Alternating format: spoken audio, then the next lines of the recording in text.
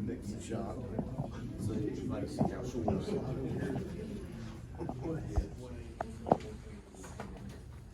Okay, good afternoon, everyone. My name is Don Connolly. I'm the Public Information Officer for the U.S. Attorney's Office, and it's my pleasure to introduce those that will be speaking to you today. We'll start out with your Sheriff, Jimmy Thornton. Next to him is Resident Agent in Charge, Sean Stala with ATF, and District Attorney Ernie Lee. And Acting U.S. Attorney Norman Acker. And with the mask, I can't fit. That's one of my assistant days. He's up here as moral support. Okay, all right. And we also have the honor of having Letha Lee and Pastor Thaddeus Godwin, from Sampson County Commissioners. We appreciate you being here today to support us. All right. And Assistant U.S. Attorney J.D. Kesters, who's back there in the corner, but it was his case that we're talking about today. So Norman Acker is our acting U.S. Attorney. He's been in our office for about 30 years. He was the civil chief for a long time, and first Assistant U.S. Attorney, and now the acting U.S. Attorney, and he'll come up and kick this off. So before I talk about the case that we're here to talk about, let me just tell you a little bit about the way law enforcement has cooperated in this case and in many others in North Carolina, especially over the last few years. You know, crime doesn't stop at the county's edge or the city's edge. It is a problem that pervades the whole country, the whole state. And so what we've tried to do is to enlist the aid of state, local, federal law enforcement agents to work together collaboratively, cooperatively. Instead of them working at odds with each other, they work together to solve crime and to bring criminals to justice. And it's worked tremendously well here in North Carolina. In Eastern North Carolina, we have a program called Take Back North Carolina. And that is to specifically do this for the assistant U.S. attorneys in our office, the federal prosecutors, to work directly with DAs like Ernie Lee here, or to work with Sheriff Thornton or other sheriffs, police chiefs, as well as the ATF, FBI, DEA, and other federal agencies, SBI, to work together to combat crime. And the results are evident in a case like this. So this case started on October 8th of 2019, when many of us woke up and heard news about a frantic call that had been made to police about a shooting that took place here in Clinton. And what happened was this woman woke up and she had a gunshot in the headboard of her bed. Her son was shot in the leg, and she had to make a tourniquet to stop the bleeding when she called for police and ambulance. There was another young man in the house who also was shot. When police investigated, they found over 80 shell casings, meaning that 80 shots had been fired in that home or to that home. There were bullet holes inside the home, outside the home, and as I said, 2 young men hurt. So the police were investigating this. The next day, on October 9th of 2019, there was another horrific crime. And another mother called the police and said, "My son has been kidnapped." What turned out was that 2 young men had been, 2 victims had been lured into an apartment here in Clinton because they owed a $250 debt.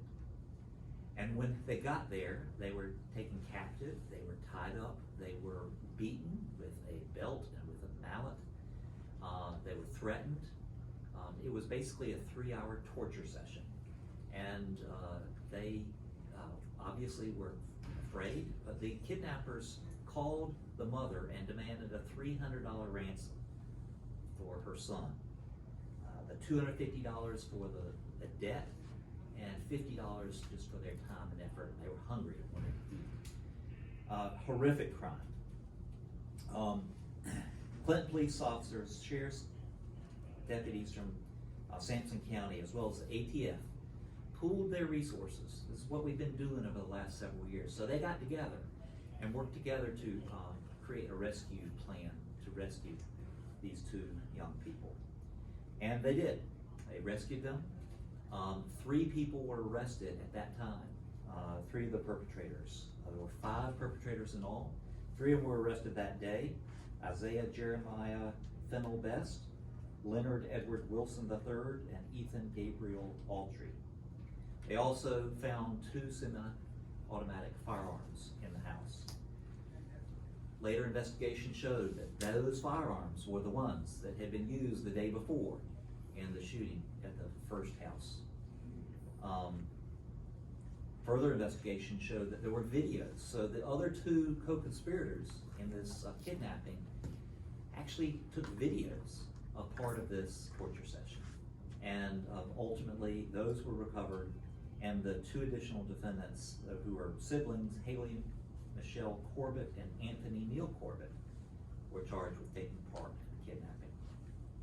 Ultimately, our office got involved, and we prosecuted these 5 individuals. They got significant sentences in federal prison.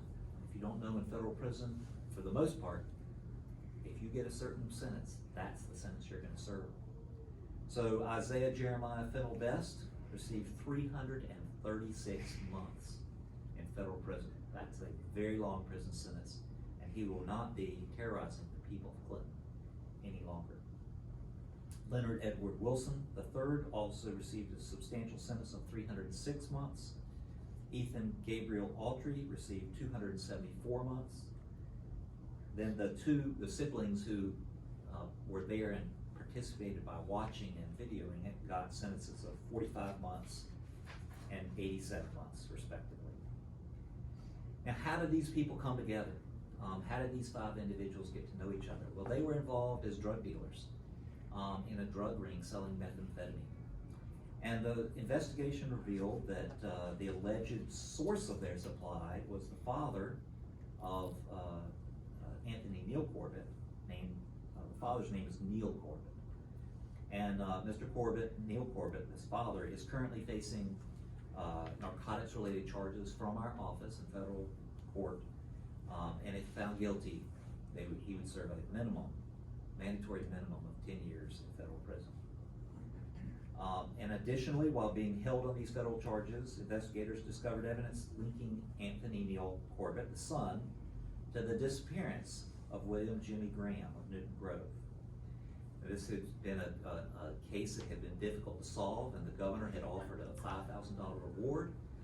Ultimately, again, state, federal, and local agencies working together were able to make an arrest in that. And this Anthony Neal Corbett, one of the same young men involved in this activity, was charged with Mr. Graham's murder. And Ernie Lee, the District Attorney Ernie Lee's office, is handling that murder case. I just want to thank everyone for involved in this case. These were dangerous criminals that were off the street here in Sampson County. And you know, the thing is that oftentimes we find that drug crimes and violent crimes go hand in hand together, as they did here. That drug dealers aren't satisfied with just dealing drugs. They feel the necessity to use violence in furtherance of their drug trafficking schemes.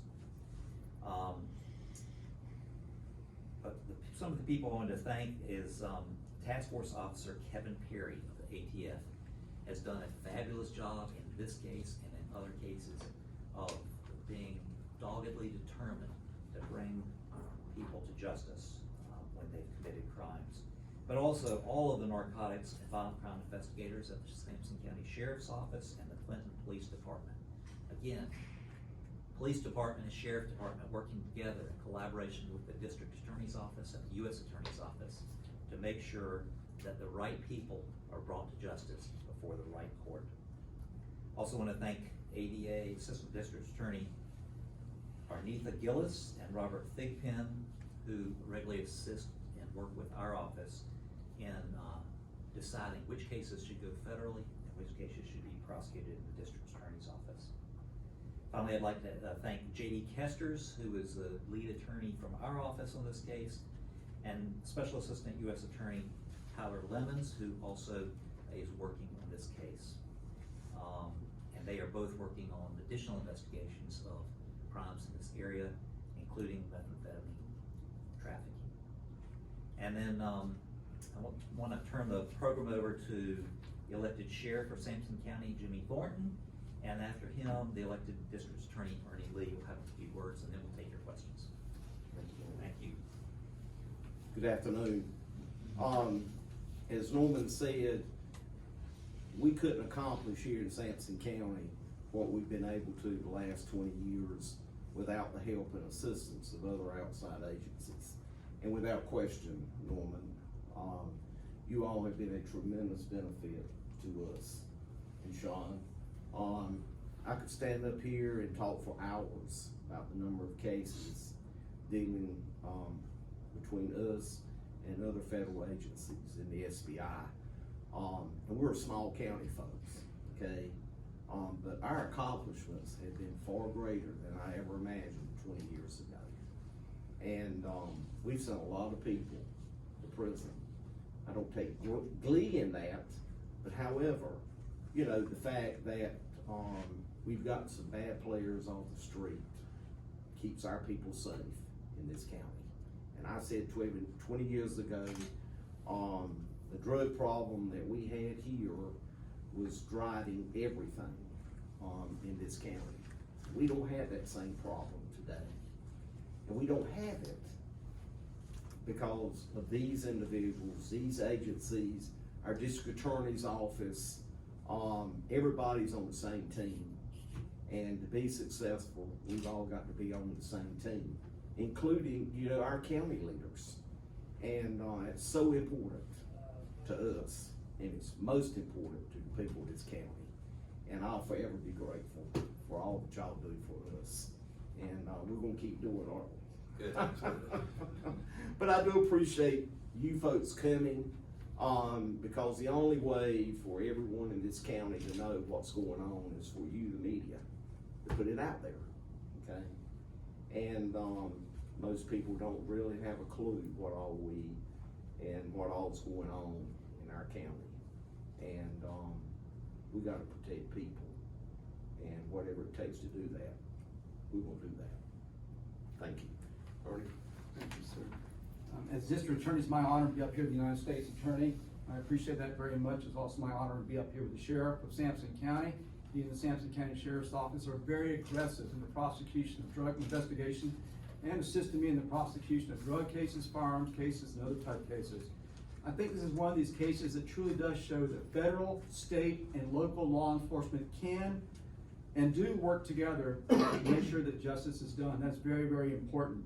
On October the 8th of 2019, like far too many times in this nation, Sampson County was the scene of yet another senseless act of violence as a home was assaulted with gunfire and the occupant was shot and injured. On October 9th, the next day, another senseless act of violence as children were held for ransom and were hostage in Clinton. On October the 9th, I was contacted about both incidents by my assistant district attorneys.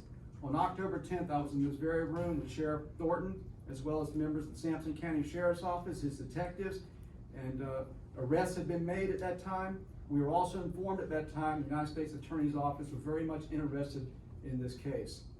As many of you know, in this nation we have both federal and state jurisdictions in prosecutions. There are 3 federal districts in North Carolina. One of those, the United States Attorney for the Eastern District of North Carolina, has jurisdiction over federal offenses that occur in Eastern North Carolina, including Sampson County. As district attorney, I'm one of 43 elected district attorneys in this state, and I prosecute state offenses that occur in my 4-county district. But sometimes there can be joint jurisdiction over certain offenses, including drugs or weapons offenses. Depending on the case, there's often contact between the federal and state officials about which agency or which prosecutor should prosecute. This is one of those times.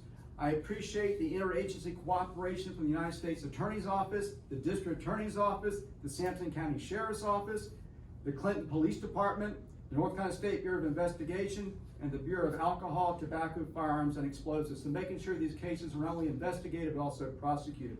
5 individuals were charged and 5 individuals were punished with substantial active sentences in the federal system. Again, this is an excellent example of federal, state, and local law enforcement officials and prosecutors working together to ensure that the guilty are apprehended and punished and the society is protected. The case did not end there. As mentioned by the United States Attorney on May 5th, 2021, just a few months ago, Assistant District Attorney Jennifer Barnes and I were here at the Sampson County Sheriff's Office meeting with Sheriff Thornton and his detectives, and we're on the phone with the Assistant United States Attorney J.T. Kester about the disappearance and homicide of William Jimmy Graham. On that date, after coordination with the United States Attorney's Office, the sheriff and I determined there was sufficient evidence to charge this individual, Anthony Neal Corbett, with first-degree murder. That case is now pending, and that case is assigned to Assistant District Attorney Robbie Thigpen and Frank McQuaid of my office.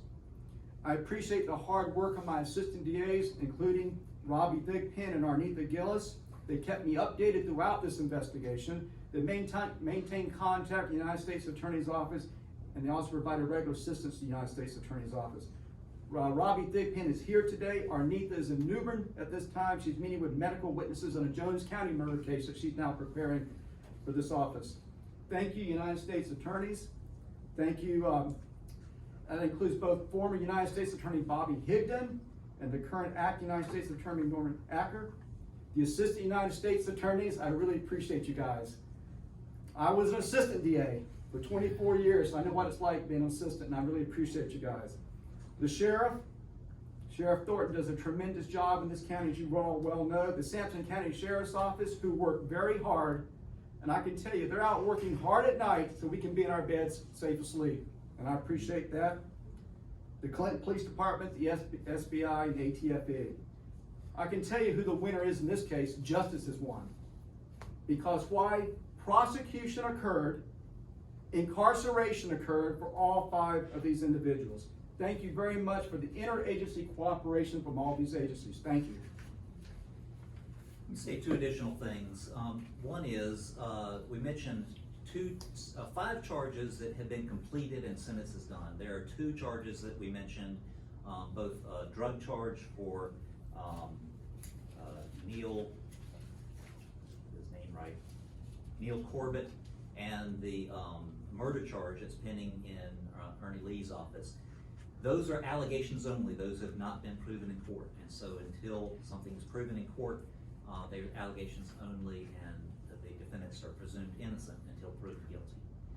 The other thing I want to mention is the sheriff said that we've put a lot of people away. And he said, it's not our goal. Our goal is to have safer streets.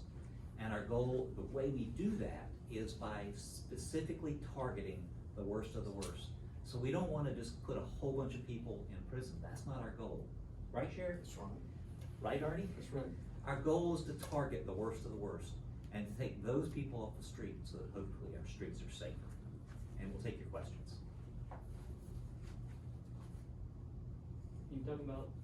You said mental is part of the report. Can you talk about if anything was seized as far as how much it was? JD, do you have that information? At this point, in terms of the amount seized, we know that Neal Corbett has distributed over 500 grams of mixture and substance. A lot of it was through interviews with cooperating sources, which is how the federal system often works. There were several buys conducted from these individuals, and at one point, Isaiah Fennell Best detailed, remember counting up to 16 ounces at one time of methamphetamine or ice in Neal Corbett's apartment here that they readily referred to as the ice house. So, well, while I don't have specifics for you on how many grams were seized, but we look historically through interviews and other information to determine how much drug weight they have been involved with. And I think, JD, you said over 500 grams. Other questions? Does the shooting, did that happen at the house of residence? Can you disclose You the want to speak location? about that, Sheriff? It occurred on Bird Yancey Road. How far, Lawrence, is that out of town? About 5 miles. About 5 miles. It's amazing how it all came together, okay? And of course, the individuals that were wounded, they didn't want to give any information. and that's part of the lay of the land today. Nobody's willing to share a whole lot. But the event unfortunately took place on Sunset and College Street with the weapons being seized. And their agency, ATF, you know, doing gun traces and that kind of stuff, traced the bullet casings that was located at that residence as having come from those two weapons. 80 rounds is a lot of bullets. Thanks, Sheriff. I will say that, you know, there's amazing technology these days to trace from shell casings. So when an automatic, you know, unlike a revolver where the casing stays in the revolver, you have a semi-automatic weapon, the shell casings are ejected. And there's technology, various technologies, but one of the ones, I'm not sure if it was one used in this case or not, but there's a technology called NIBINs, which the ATF makes available. And it is amazing in being able to trace shell casings to guns so that we can see if guns that were used in one crime were also used in another crime. And it's a tremendous investigative technique that we have available to us to trace gun crimes and to link them together. Other questions?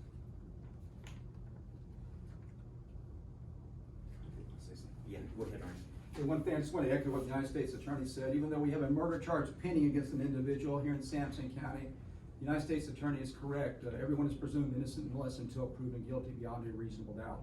So right now he's presumed innocent, but my office will be prosecuting that particular case, and it's one that we will be sending to the grand jury very soon. Any more questions? Well, thank you all for being here. Thank y'all.